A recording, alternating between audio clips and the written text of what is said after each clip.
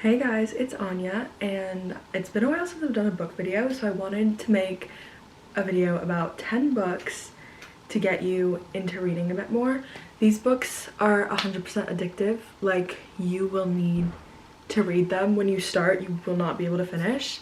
And I just thought that this was a good video for people who haven't read in a while, or people who just think reading is pretentious or just for learning's sake, when I literally just use it for entertainment.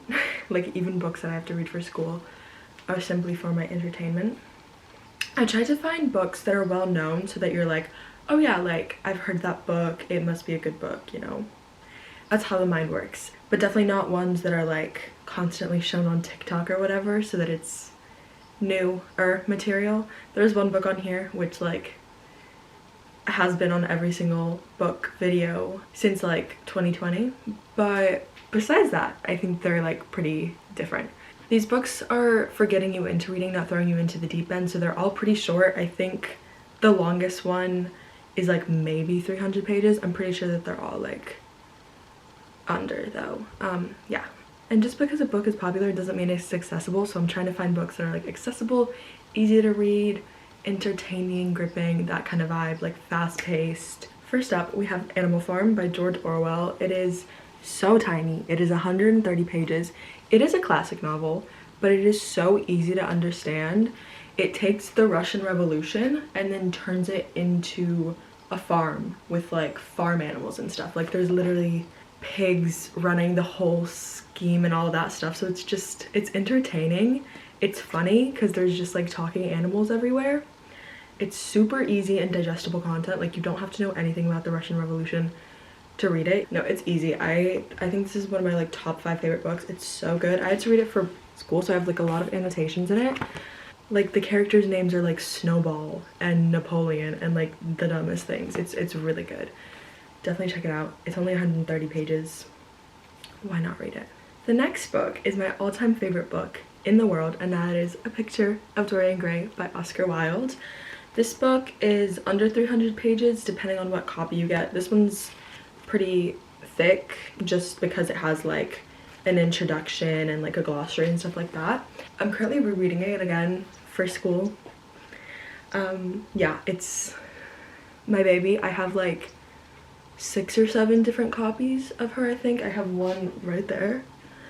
So you already know it's a great book. It's literally about snobby people who have a bunch of narcissism doing snobby, reckless things just because they have the privilege to do so. It's really funny just because snobby, pretentious people, like, it's funny to read about them and be like, wow, like that's what you think life is. But basically the background is this dude named Dorian gets a portrait drawn of him, and he looks at the portrait and he's like, wow, that portrait is so pretty, and I'm just gonna grow old and ugly and I'm never gonna be as pretty as this portrait. So he's like, oh, I wish the portrait would grow old and ugly and I could stay forever beautiful. And basically that's what happens, and there's just like whatever behind it. There's murder, there's tons of stuff. It's very interesting. My friend is reading it right now for the first time and she's in love. Literally, like, every chapter you just want to keep going. It's just so like addictive. It's gothic, it's got murder, decay, sin.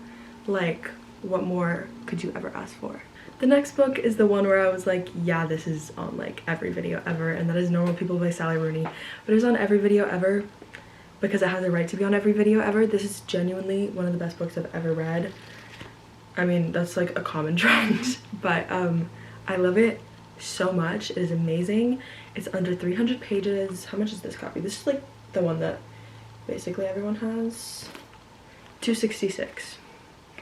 Not that long at all. It's about 2 people trying to navigate life, love, university, friendship, and they're just like miscommunicating the whole time. I just think, honestly, because of the amount of people that are obsessed with this book, like, most people just want to know what it's about at that point. Like, everyone's read it, so like you should too. But honestly, it's like very interesting. Every book here has like a bit of a plot, except for this one. If you don't like plot, I wouldn't read this because it doesn't have like, you're never gonna reach like a storyline through it. It's more them just like going through character development, but it is very interesting. Honestly, there's some people that only like character development in books and not plot, so like I threw it on here just for those people because you never know if you haven't done reading before, you know? The next book I don't physically have, and it was the book that I literally just finished a few days ago, and that is Never Let Me Go by Kazuo Ishiguro. He has a Nobel Prize in Literature for his other book, Remains of the Day.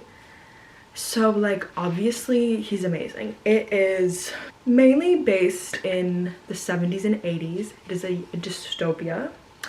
And it's a dystopia that honestly seems like it could be completely feasible in today's society. Like I definitely believe within the next like 10 to 20 years this could be a thing that we do. I hope it's not, but it could be a thing that the world, or at least some part of the world, partakes in.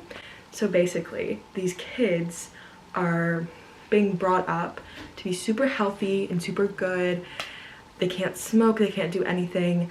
They have their reproductive organs taken out so that nothing gets messed up. And then when they get old enough, they become donors of all of their vital organs. They don't specify, but like stomach, heart, lungs, blah blah blah, vital organs, right? And they have no choice in this. They're like specially brought up. They're cloned on other random people in society. Like we don't really know who they're cloned after or anything, but genuinely it is so gripping. The story is told by one of the girls who is at this point 30, and it's probably like early 2000s time. The book came out early 2000s, and then she's like looking back on her life before. So it starts when she's like a kid, where she's at the school where they like bring up the kids. It's not like a crazy plot, but it is very engaging. Like you constantly just want to know what's happening. To me, I was just like, this seems so like real kind of, that I just like want to know what is going on. His writing, obviously Nobel Prize level, is so good, so engaging, very easy English, just brings you in. I loved it. I loved it so much. I just finished it, and 4.75 stars. Like so good. The next book is one that I finished a few days before that, and I give a 5-star, and that is Mary Jane by Jessica Anya Blau. I always want to say Anya first because me. So it's like 300 and something pages. It's the only book that is over 300, but it's like barely is, and you don't feel it. Once you start reading, you're just reading. It is so interesting. It is set in the 70s, and it is this girl who starts nannying for this family who's very like crazy and reckless, not the nuclear family stereotype, whereas her family is very like, her dad goes out to work, he reads the newspaper, he doesn't talk about emotions. Her mom cooks and cleans, and that is the entirety of what her life revolves around. The kid has to dress up nicely, very modest, goes to school, has her 2 friends, and that's it. And so she starts babysitting for this family, and then like it's just the mayhem that precedes that. It is so interesting. I feel like if you're a teenager, especially like a teenage girl, you can relate to it in some part through like when you were younger and like finding out snippets of like other people's lives and like how that affects you and how you want to present yourself. I just thought the book was so beautifully made, and like the 70s, beautiful. Also, her name is Mary Jane, so they do make like innuendos to like Mary Jane, and I think it's quite funny. You just really want to know like what's gonna happen next, because there's always, because of the differing lifestyle of the 2 households, there's gonna be so much like trouble and backlash if once they like clash or whatever.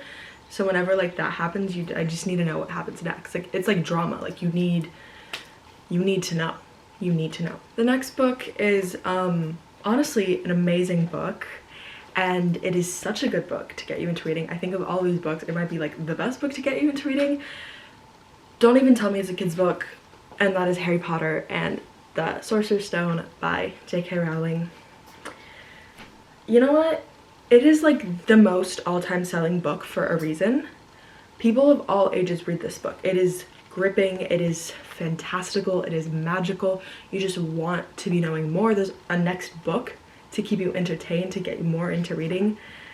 So I don't want to hear, oh, it's a kid's book, I don't want to read it. You should read this. You should read this. My English teacher, I don't know how old she is, but like she's an English teacher, she has a kid.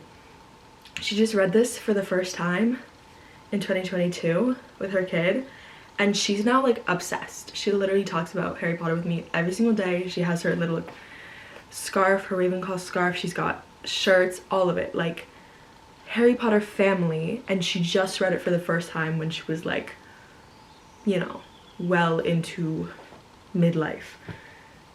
So don't tell me it's not a book that'll get you into reading, because it really, really is. I feel like, honestly, aside from it being a great book with a great plot that just like lures you in, I feel like so many people just want to know what's happening in Harry Potter. Like, you've watched the movies, but like that's not enough. There is so much more in the books, and if you get yourself a cute little copy like this one, it makes it even more fun. Middle grade books are meant to keep people's attention, so perfect book to get you into reading. The next book is Death on the Nile by Agatha Christie. This is another classic. It is a murder mystery, which, like, how do you get more entertained, more gripping, more engaging, more page turning than a murder mystery? Like, you need to know who done it. You need to know who done it, and it is a whodunit story. Beautiful. It's fun. It's not scary. I can't do scary, and this book was just beautiful. Like, they're on a boat cruising down the Nile, someone killed someone, and then there's just like so many like relations between, oh, these people know each other, these people are in a relationship, this girl's jealous, that's the doctor, maybe he did it, they're like sideways. It's so good, so good. Easy English, even though it's a classic. We love her. The next book I have is Heartstopper by Alice Oseman, and this is a graphic novel. Don't click off, okay? A graphic novel is great because you have words and you have a lot of pages, but you have pictures, so you're not actually reading that much. Currently has 4 volumes out, and I can easily read all 4 of them in one day, just because like each one is so short based on words and stuff, and like you get story, you get plot, and like you can see it without like trying to really visualize it in your head, because sometimes it's difficult when you first start reading to understand how like things are in the setting and whatnot. But because it has pictures, it literally shows you. Even though it's like 200 pages, the text is probably like 40 pages worth. Like, it is so easy, so fast. It is a quick read, and I absolutely recommend. It is very cute. It's about 2 boys in secondary school in England, and a romance sparks between them. It is so cute, and there's a TV show that came out on it, and the 2nd season should be coming out soon, so like you have something to go to afterwards. I love when there's a show to go after, or a movie to go after a book. Read it, please. Read it, please. The next book I fully read 2 years ago. This is the most like back in time book from here, and that is Circe by Madeline Miller. It's almost 400 pages, so sorry, there are 2 books in here that are like longer than 300 pages, but like it is amazing. It is so gripping. It is Greek mythology, but you don't need to know Greek mythology to go in it. It explains it all along the way in super just like normal book fashion. Like, it's just a book to be read. So Circe is a witch and a feminist and wants to take down nasty men who like tell her she's not worth it or like whatever. It is epic. It is iconic. She's a queen. Like, it is just everything you need from a book if you're a girl. Like, it's so good. Like, Circe is amazing. You just want to keep reading and keep reading and keep reading, because like I just need more of her like anger. It's giving angsty kid in the back of the room reading their book about like burning all men. I love it. I love it. Now the last book is The Hunger Games by Suzanne Collins. We all have heard of The Hunger Games. Most of us have probably seen the movies The Hunger Games. I was never expecting the books to be this amazing. How long is it? Oh, this is actually relatively long. It's also 374. So I did lie at the beginning of this video saying that none of these books are over 300 pages. But it is literally probably the most engaging book I've ever read. There's 27 chapters, and every single chapter ends on a cliffhanger, so that you have to like keep reading. Like if you're gonna stop while you're reading this book because you need to go eat food or whatever or go to bed, you're gonna stop in the middle of a chapter because there's less likely to be a cliffhanger there than at the end of the chapter. The end of the chapter basically just forces you to keep reading and keep reading and keep reading, and I love it. It gave me every single emotion ever to exist: love, happiness, sadness, anger. I was crying at these books. They are so good. Once again, just like Harry Potter, do not judge it by the fact that it was like middle grade, whatever. Honestly, I wouldn't even say that this is middle grade. I feel like you could definitely read it in that middle school era, but like if you're a teenager, read it now. It is brilliant. It is brilliant. It's a dystopia where there's like the capital and there's 12 states or whatever, and it's in the same area as modern day United States, and then like each of those states or districts, they call it, is like has different natural resources, different things. Like 1 and 2 are very like strong people, cool people, blah blah blah. There's like an education one, there's like farmers, there's miners, there's all these different things, and so there's like class systems between them. And then there's the Hunger Games, which happens every year, I believe. They take 2 people from each of the districts and they throw them in and they fight each other. And a bunch of stuff goes down because the 2 people who win don't do what they're supposed to do at the end. Yeah, I don't know. I read each of the 3 of these in one sitting.